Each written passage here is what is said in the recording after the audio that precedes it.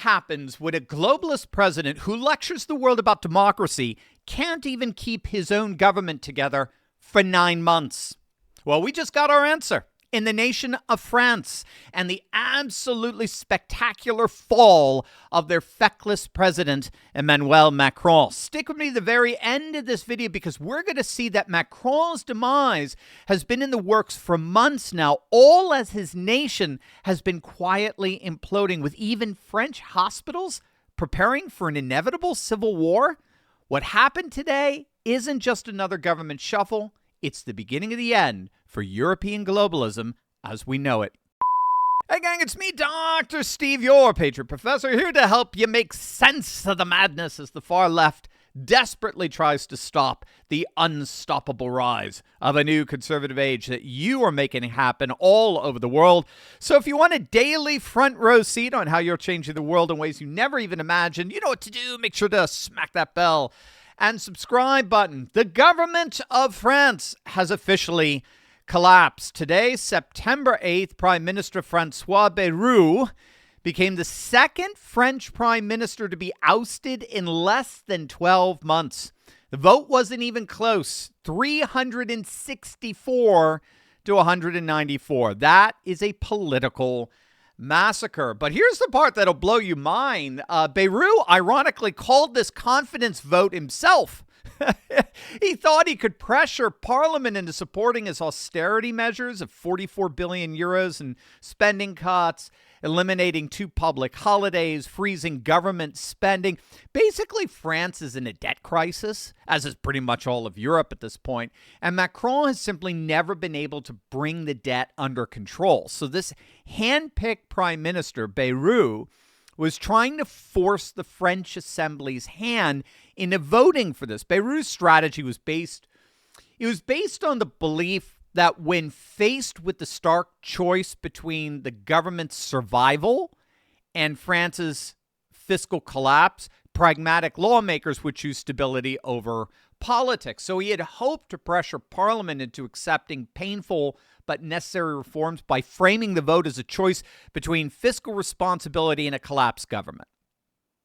And in one of the most dramatic political acts imaginable, virtually the whole of the Parliament united to destroy this guy. And we're both the far left, the wacky-wokey French left, they joined forces with the National Rally, the MAGA party there, the French First Party there, or France First Party. They all united, came together for one purpose, and it was to get rid of another Macron puppet.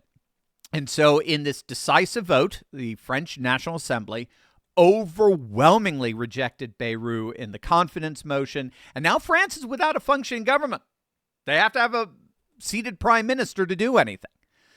And Macron does not have a lot of choices here. He can try to find a 5th prime minister in just 2 years, right? They either get rejected outright or they get rejected within months. And no matter who he picks, the makeup right now as we speak, the partisan makeup of the French parliament isn't going to change. And the irony is that Macron only has himself to blame for that current partisan makeup. Remember, when they had their national elections last summer, a year ago, the France First Party, National Rally, was supposed to win in a blowout. All the polls showed that National Rally was in the lead among all the various parties running. But then Macron got 200 of his assemblymen from his party to back out and endorse the candidate from the far left New Popular Front. And this is just a coalition of far left Marxist socialists, basically. But Macron recognized that his candidates from his party were only stealing votes from those far left candidates, and that split, that divide and conquer ended up empowering National Rally. So Macron sabotaged National Rally. They still did amazing. They got their best results ever last summer. They stormed Parliament for sure, but they fell short, far short of where they should have come in. And they certainly didn't come in first. New Popular Front came in first, slightly, because they basically got combined with Macron's party when all said and done. But they didn't get a majority either. So you got a hung parliament. You got a dysfunctional parliament. There is no outright majority. And again, there should have been. All the polls showed that National Rally would be the majority party in parliament. But because of Macron's sabotage, now he's stuck with a dysfunctional parliament that can't pass anything and isn't satisfied with any prime minister that Macron nominates because both National Rally and the New Popular Front hate Macron. That was the devil's bargain last summer that Macron took up. Both the far left and the populist right hated his guts. But because he's a globalist, who did he go with? Of course, he went with the far left. Globalists are leftists. And so now he's just reaping the hostility that he himself sowed last summer. So now there are calls for him to dissolve parliament, which he can do. He did that last summer, and hold new elections. And wait until you see the polls. If you thought National Rally was popular last year, you ain't seen nothing yet. If not now, when? If you've been waiting for the right time to rise up, it's here. It's now. And it won't last long. My America Awakened Masterclass is open for registrations, and for a limited time, early bird pricing slashes the $300 ticket down to just $75. I mean, this is your moment to step up, learn how to lead in the patriot economy, and protect what matters most: faith, family, and freedom. And for just $50 more, you can upgrade to VIP, and you'll get a signed special edition of my America Awakened book, exclusive Turley Talk swag, a bundle of my best-selling books, and a private live virtual meet and greet with me and other courageous patriots. Spots are filling fast. Once we hit capacity, we go live. Go to turley.pub/awakened today or scan the QR code and claim your seat before the doors close. Let's do this, gang. So here's where the numbers become absolutely devastating for Macron and the establishment. Marine Le Pen's National Rally isn't just gaining ground. They are dominating French politics like never before. The latest polling data is a complete nightmare for Macron and the globalist elite. According to the latest ELAB poll, National Rally now commands a staggering 32% support, their highest level ever recorded. Now, again, in a multi-party parliament system, 30% is awesome. That's what you're looking for. That's the golden goose. That's the golden number. If you can surpass 30%, you're one of the major parties. And then to put that in perspective, that's nearly double Macron's ensemble party, which has collapsed to just 14%.